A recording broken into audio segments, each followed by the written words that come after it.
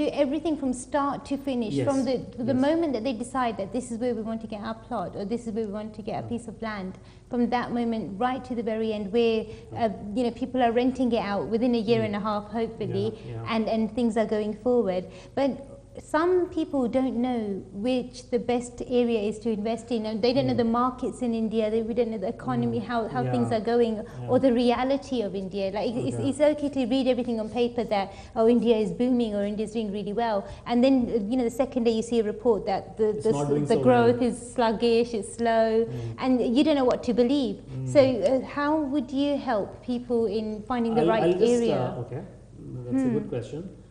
Actually, the economic news is, it fluctuates, and one hears of the world going into recession, and India, people also hear of India slowing down. It is still going at 6.5%, but people think that maybe the real estate sector is also a bubble. Yeah. But there's some basic data which is just too large and too incredible. In India, we have a population of 120 crore people, which is 1200 million. Okay. And we are urbanizing at a rapid rate. 70 million people to 100 million people are shifting to cities every year. Okay, every year. That's the rate. We are expecting, there's a Merrill Lynch report on this, that in the next 30 years, there will be 300 million Indians added to cities. Okay. So the cities are like... Yeah, and in India, we are not able to spread this growth in the entirety of India. Yeah. So there are 16 to 20 cities which are the ones which are growing. Okay. So these we call mega cities. They include Delhi, Mumbai, Chennai, Bangalore, Chandigarh. These are the places. So what's happening is that the demand for property in these areas is so large that I just can't tell you. I can't even explain the figures. They're so mind-boggling. So many people are going to shift to Indian cities, and they are already shifting. Since the last 20 years, they have been shifting, and now 300 million people more would be shifting in the next 30 years. That is the equivalent of 15 new Mumbais. That is the scale of it. Yeah. So now we are not making 15 more Mumbais. So existing cities are taking this load. Okay. So if you invest in property and if it's in the right projects, then you don't have to think about it after that. You don't have to worry about it. You don't have to plan it. You don't have to look for exit strategies, because it's just going up and up and up. Okay, so there, if we look at the figures of the way that you're explaining them, I'm just a bit baffled by them, because I didn't know it was that high. It's that high. But that means there will be a shortfall of housing. There's a tremendous shortfall. Yeah. And the problem is now today that there's a huge shortfall, but the market is captured by the large builders. Okay. And they are selling the property to you at an exorbitant price. So it's like that. So the prices are too high for an average person to enter. Yeah. If you go for a large builder project. But if you start buying your own plots, and people of Indian origin are encouraged by the government, you can take in money to India, you can invest in India, there's no issue. There's hardly any paperwork. All you need is a PIO card, and you need to have an NRE, NRO account, which any bank will open. You can also get loans for constructing your building. Sure. So it's not a difficult proposition at all. Could you help people get that card or the loans that they need? Can you help? We can organize that, because that probably can be organized through the Indian Embassy. Okay. And many people have cards. The people who don't have cards, they can apply for it. Okay. And so once you have a PIO card, then there is absolutely no problem. Sure. And like for a PIO card, what sort of documents would you need? That I'll have to get back to you on that. Sure. But a person of Indian origin has to prove that, and once he does that, then he can get a PIO card. Okay, and once you've got that card, then it's okay for you to invest, basically. Yeah, because you need the PIO card photocopy and the number. And that's all you need to register the property in your name. Sure. So, and once it's registered in your name, is there any such law that like after a few years it's going to get transferred back to, or does it always belong to the government? No, in India, especially in places like the Gurgaon and Noida, this is called freehold. Okay. Freehold. It's not leasehold. Like in UK, I believe you have a lease that lease of the building is running out and all that. It has to be renewed. but not in Gurgaon, not in Noida, not in Chandigarh, not in Panchkula. Okay. So it's your property. So once you've got you it, pay that's property it. tax on it. Yeah. It's a small figure every year that you do pay, but it's your property. Okay, so no one can take that away No from one you. can take that away from you. So you can give it from like one generation to another generation, or if you want to. As far as I'm aware, that the inheritance laws are very lax in India. Yeah. You don't have to pay very huge inheritance figures also. Yeah. So once you create that asset, that's yours. It's yours and your family's. Okay, so it's a safe investment. It's very safe. Yeah. The danger happens if you start buying land which is shady, or I would always advise my clients to invest in regular colonies which are cut by the government or by the private developers like DLF, Ansals, these people, the big developers. These are completely legal plots and they cannot be encroached upon. Sure. I've never heard in my last 10 years of being in Gurgaon of a plot being encroached upon. Okay. There's no way.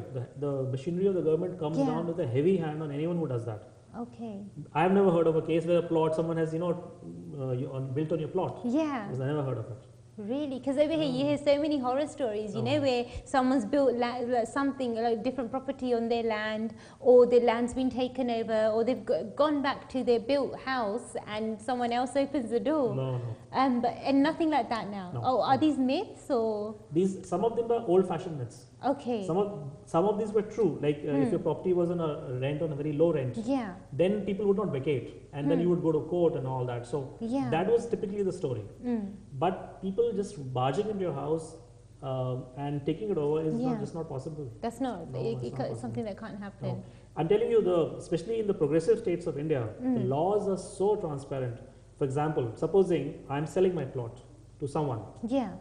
The moment the deal is done, the person who's buying the plot from me, he will apply for permission from the authorities. First, that permission will come.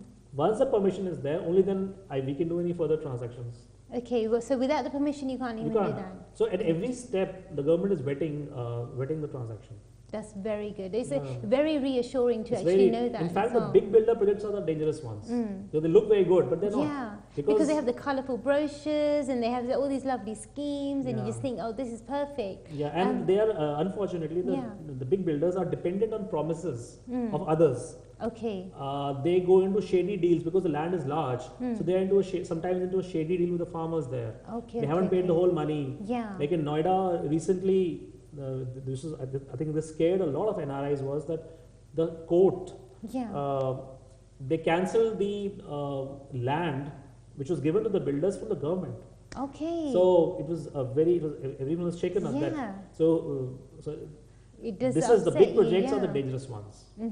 So would you recommend like smaller projects? Definitely. Yeah. Because I'm designing big projects, but this I'm talking about today is not on architecture. I'm talking about real estate investment options for NRIs.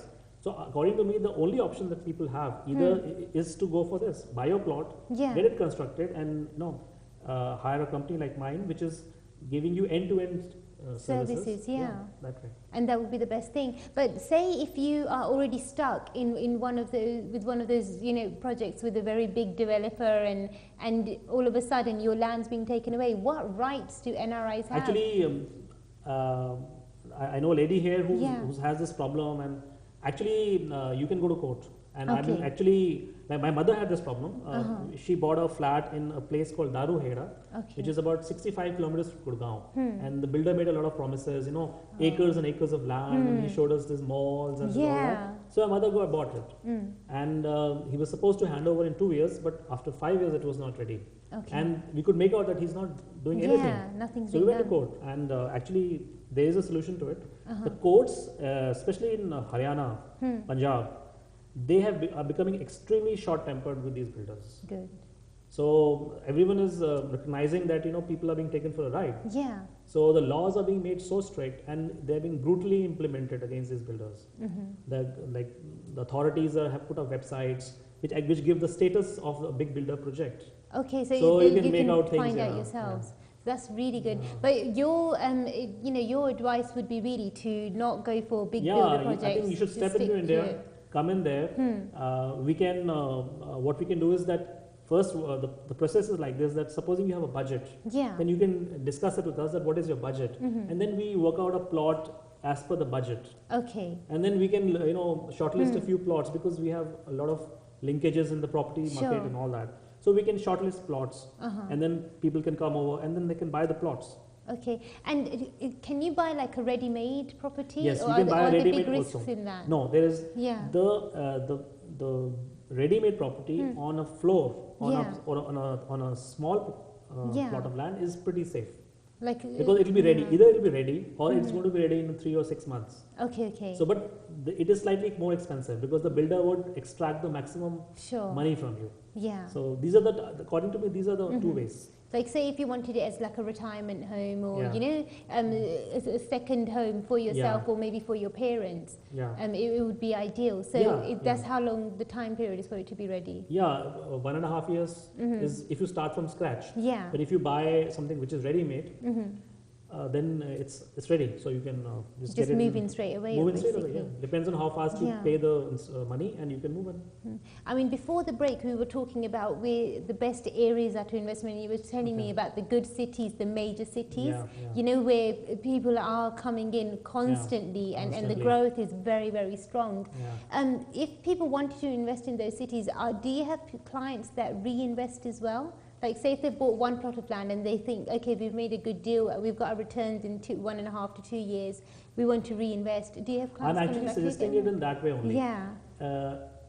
Having a place to stay for yourself is one, Yeah. one option. That's But it. I am talking about this as an investment option. You do one property, you do 5, you do 10. Yeah, to build Instead up like of a putting your portfolio. money in a share market, Yeah. or putting it in fixed deposits or something like that. According to me, what one should do is to put it in the real estate, make a build a floor, Yeah. make a building, and rent it out. Because the swell of the appreciation of land price is so large Yeah. that it is that's where you That get your is- returns from. Yeah. So I want to ask you so many more questions, there's so many more questions popping up in my mind, but have to go for a very short break right now, but we'll be Yeah. back from the break very, very quickly.